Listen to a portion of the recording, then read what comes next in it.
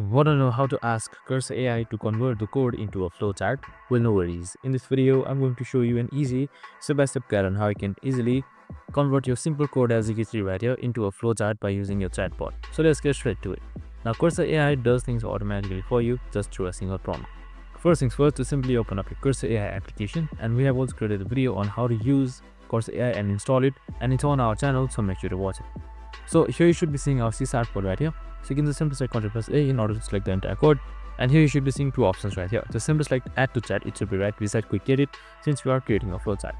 So once you have typed in this, on the right side you should be seeing the chatbot coming up, and then just simply type in create a flowchart. Now just simply select enter once you have typed in this, and then it should start creating your flowchart for you. And that's it, super simple and easy. As you can see right here, your code has been successfully converted into flowchart. Now you can just simply download it as well by selecting this three dot. And that's it. I hope this video helped. If it did, make sure to like, subscribe, and tune in with us for more of these videos. See you in the next one.